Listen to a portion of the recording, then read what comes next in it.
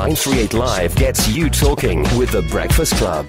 Thanks for joining us in The Breakfast Club this Friday morning. Now, the idea of a smart nation has been in the news ever increasingly, with Prime Minister Lee Hsien Loong, of course, setting a 10-year target for Singapore to reach the status of a smart nation. A smart nation, of course, is one where all of us live meaningful lives enabled by technology. Now, two key trends that would drive a smart nation is the Internet of Things, where everyday devices are linked to improve efficiency and better our lives. And the other trend is big data, which would provide insights into human behavior. You've probably heard by now how big data's got a great potential to change the way we do business. But let's go one step further. You've heard of big video data, haven't you? No, you haven't? Well, it's also known as video analytics, and that's what we're going to be talking about. With the vast amounts of video data now available from a variety of sources, organizations are finding many uses for this data. And with me in the studio to discuss this is Rick Scurfield. He is the president of NetApp for the Asia-Pacific region and Japan. NetApp, of course, is a leading data management and storage company headquartered in Sunnyvale, USA, the hotbed of technology innovations. Rick, welcome to the Breakfast Club. Thank you for inviting me to the show, Andre. Very excited to be here. I'm sure. Okay, now, let's start off. Explain to us what video analytics is all about. I mean, so many people hear about big data, as I said, but what is video analytics, really? Well, we don't realize it, but what we see through our eyes is not the complete picture. We register just what the brain thinks and it will be most useful to us. For example, when you look around this studio, Andre, there's a huge flood of visual information. Our brain edits this to some key points. Where's the door? Who's in front of me? Right. The rest of it is ignored or not perceived. Some research suggests that only 10% of what we actually see gets registered. That's where video analytics comes into play. It's the ability to see and register 100% of our surroundings. Oh, my word. 100%? Yep. Okay. Never thought of it that way.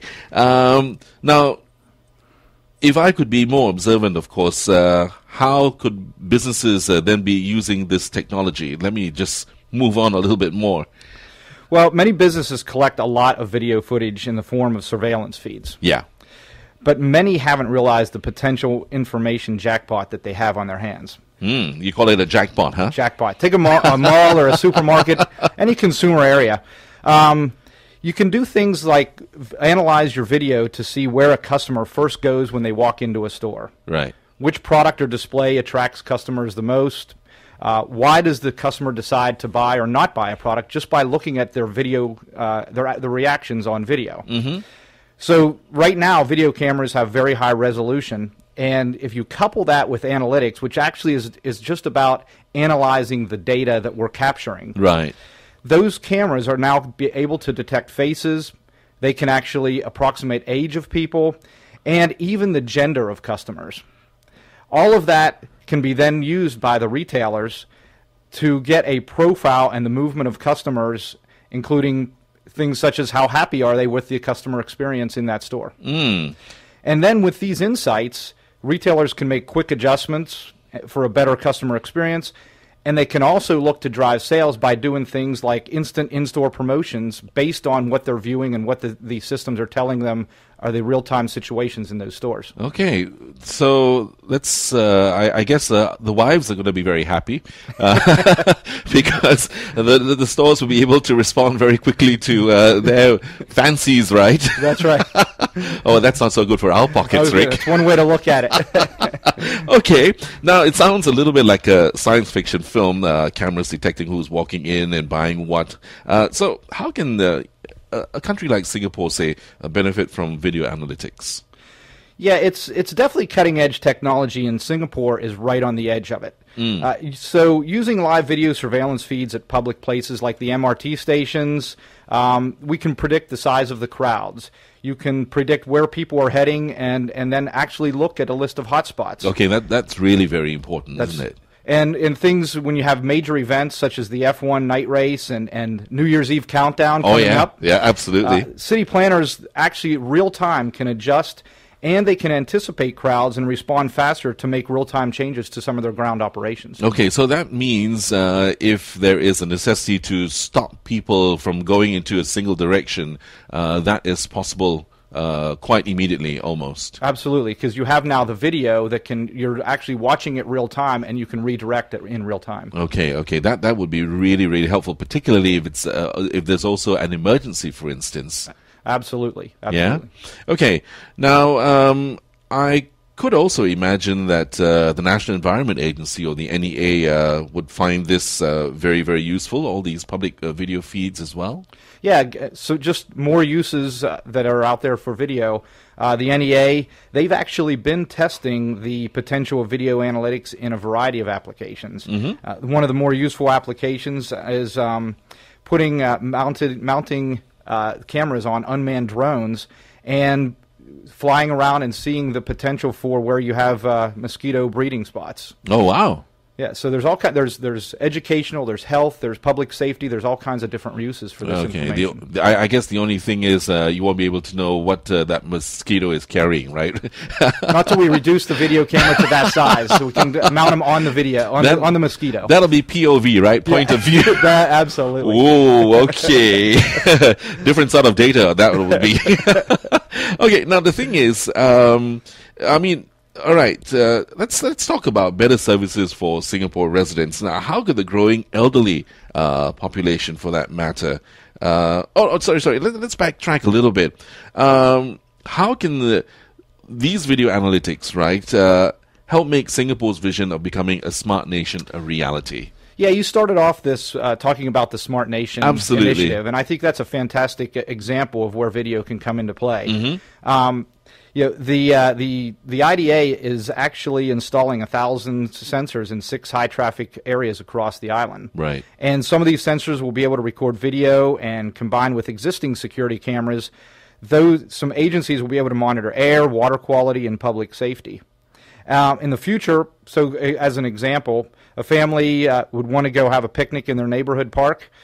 They could first check the PSI levels and see is this a good day to go out and have a picnic outside. Yeah. And so all of this data, it's not just it's the video that makes a major part of that, but there's a lot of different data that comes in from all kinds of different sensors. You mash that together to create real-time information to help the consumers and the general public make good decisions. So this is predictive data that we're talking about. Absolutely. That's what analytics is all about, helping you mash a lot of different data together so that you can do a lot of predictive things instead of the way that it's been done historically in manual ways or just observations without the technology behind it. That's just amazing. Now, let's look at the population as a whole. Now, we know that Singapore is an aging population. Would video analytics have a role to play in helping the elderly? Absolutely. One of the things that video analytics and video specifically is coming around with is watching movement of people. And if you take that to the elderly, you can actually have video cameras installed where you can monitor the movement of the elderly, mm-hmm. and you can have an analytics system behind that says when they see something that's out of the norm, that some alert can be sent to a safety person or a family member that says, hey, we've noticed based on traditional patterns there's something out of the ordinary here. You might want to check the elderly person. Wow. Okay. I mean, that would be absolutely fantastic because that'll give people, a greater sense of ease if they're at work or, if they have to run errands and they have to leave an elderly loved one at home. At least you feel a lot more easier. Absolutely. In fact, a specific example for me is I have video cameras in the house, so I can, when we go away on vacation, I can monitor our dog and make sure he's going out at the right time. So you see, there's all kinds of different uses for video. That's fantastic. That's fantastic. We were talking. We started off earlier talking about supermarkets and how these high definition cameras actually are also tuning in, so to speak. I wonder whether the ladies would be a little bit shy because you know how ladies are. They always want to look their best and what have you. So, but did you? Okay, what I'm alluding to is actually privacy. Do you think we might be intruding? And where do we know where to stop? I think that's a great question and one that's still out there being answered because there are a lot of privacy questions around this. When do you record people? When do you not? Do you have to ask permission to have the recordings done? The balancing act that you have to do is between the things that we talked about around public safety, around making lives better versus intrusion into people's lives. And I think that that's a great topic that has a lot of debate around it in the research community and different areas where people are they're debating that subject to say, how much do we intrude on people's lives with this, with the goal of making their lives better, but interpretation of that could be done differently among different people. Yeah, so it's a very fine line, isn't it? It is. It's absolutely a fine line, and again, different people have different opinions of where that line should be drawn, and that's what makes the debate very challenging. But this sort of data can also be, made anonymized, isn't it? Absolutely. Yeah, all of the technology is there to make it as detailed as you want, but you can also hide a lot of that information, the metadata as they call it, about those, who it is, the faces, and you can actually hide a lot of that information and just put it into trend lines and use it for things that don't have personally identifying information on it. Now, for people who, or for organizations that work with government, I'm sure all of these have to be set out first. All these rules and regulations have to be set out. Absolutely. There's a lot of standards that have to be followed. There's a lot of rules and regulations as far as all of those analytics engines and what they can collect, how can it be distributed, how can it be used across different areas. Right. One particular area I think that video analytics would be great is the area of sports as well. Oh, absolutely. And Singapore being a hotbed of sports, we see a lot of analytics being used for F1 and helping the drivers understand all of the different environmental factors that are happening in Singapore, especially around a night race, which is different than the other races in F1.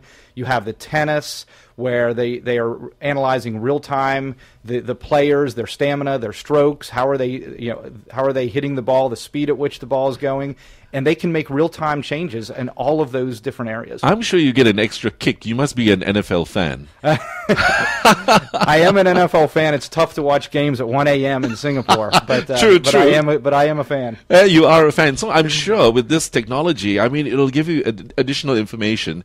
But that's provided, of course. Okay, now if you are a viewer and if you want this additional information to come to you, I guess you'll have to pay for it. Well, there's different ways of doing it. Obviously, you can have you can record the shows. Yeah. You have a lot of information. Now you have the internet where all of that is being stored. Yeah. And all of that now is coming down as information that you can go research, you can look at your own time after the game, as the game is going on, or even after the game is over. Okay, now very quickly before we go, tell us how exactly NetApp is involved in video analytics. Great. Thanks, Andre. Across the globe, NetApp is powering data-intensive and high-compute applications. Video analytics needs high-performance storage, and that's someplace that NetApp excels in. Right. There's hundreds of video cameras recording all sorts of video, and the data from these cameras captured instantly by NetApp storage solutions and fed into systems performing real-time analytics. So that's a whole lot of things all together, right? All coming together to piece one big picture, so to speak. Absolutely. Okay. Well, no wonder major high-tech companies are partners with NetApp to provide their customers secure access to data anytime from anywhere. Thank you very much, Rick Scurfield. Rick is the president of the NetApp for the Asia-Pacific region and Japan. Thanks for joining us this morning. Thank you, Andre. 938 Live. 938 Live gets you talking.